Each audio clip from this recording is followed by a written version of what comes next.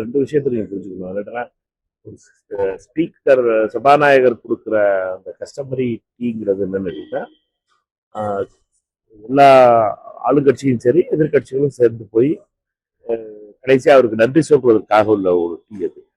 அது வந்து ஒரு மரியாதை நிமித்தமான எங்களை பொறுத்த மட்டும் இந்தியா கூட்டணியை பொறுத்த மட்டும் இந்த டீயை நாங்க புறக்கணிச்ச காரணம் உள்துறை அமைச்சர் திரு அமித்ஷா அவர்கள் 17 நாளா அவைக்கு வராம நேற்று வந்து கரெக்டா வந்தே மாதரம் பாடுறதுக்கு மட்டும் வந்து உட்கார்ந்துருக்காரு. இது வந்து ஒரு தவறான ஒரு முன்னுதாரணம். அமைச்சர்கள் எந்த அமைச்சர் வந்து பதில் சொல்லணும் அப்படின்னு சொல்லி எதிர்கட்சிகள் கேட்குதோ அந்த அமைச்சர் முழுசா 17 நாள் வராம இருந்து கடைசியா கஸ்டமரி டீக்கு மட்டும் வந்து உட்கார்ந்து இருக்கிறது எந்த விதத்துல நியாயம் இல்லைன்னு சொல்லி நாங்க parliament affairs minister Kiran Rijiju அவர்களுக்கு சொன்னோம். எங்களை பொறுத்த மட்டும் அனைத்து இந்தியா கூட்டணி நண்பர்களுமே முடிவு செஞ்சது அமித்ஷா இருக்கிறதுனால நம்ம அது போறது இல்லை. நம்ம எல்லாருக்கும் தெரியும் திமுக வந்து இந்தியா கூட்டணியில் இல்லைன்னு அறிவிச்சிருக்காங்க. அவர்களை பொறுத்த மட்டும் இந்தியா கூட்டணியில் இல்லை நாங்க அப்படின்னு தனியா இடம் கேட்டிருக்காங்க. அதனால அவர்களுடைய முடிவுகளை பத்தி நான் எதுவும் சொல்ல முடியாது. கவர்னருடைய இங்க உள்ள டீங்கிறது எனக்கு தெரிஞ்சு டீ இருக்கான்னு தெரியல.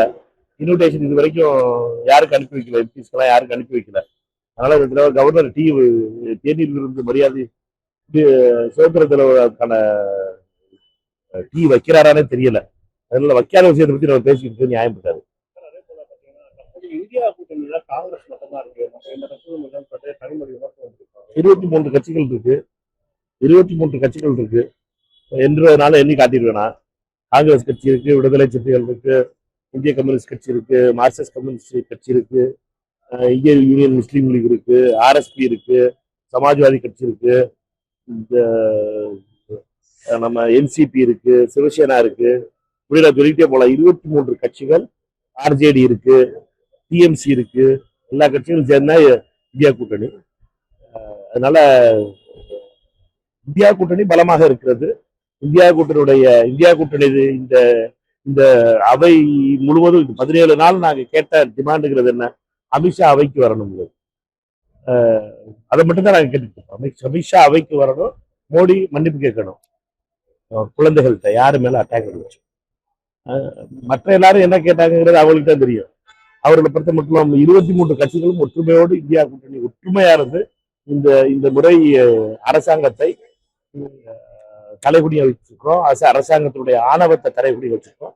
மக்கள் மன்றத்துல முதல் முறையாக மோடி அரசு மிகப்பெரிய அளவில் அழுத்தத்துக்கு உள்ளாக்கப்பட்டிருக்கு. மோடி அரசுக்கும் அமித்ஷாவுக்கும் சரி என்ன செய்வது என்று தெரியாமல் அவர்கள் முழிக்கின்ற அளவுக்கு தள்ளி இருக்கிறோம்.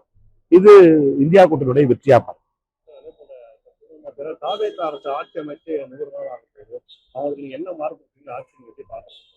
ஒரு ஊழலை ஒழிச்சிருக்காங்க, ஊழலை குறைச்சிருக்காங்க. பெரிய விதத்துல நேர்மையான ஆட்சிங்கிற ஒரு நம்பிக்கை வந்திருக்கு மக்களுக்கு.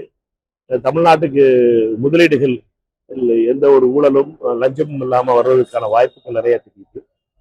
1 லட்சம் கோடி ரூபாய்க்கான இன்வெஸ்ட்மெண்ட் வந்திருக்கதா நேற்று முதலமைச்சர் அவர்களுடைய அந்த விழாவில் தொழில்துறை அமைச்சர் அறிவித்தாங்க.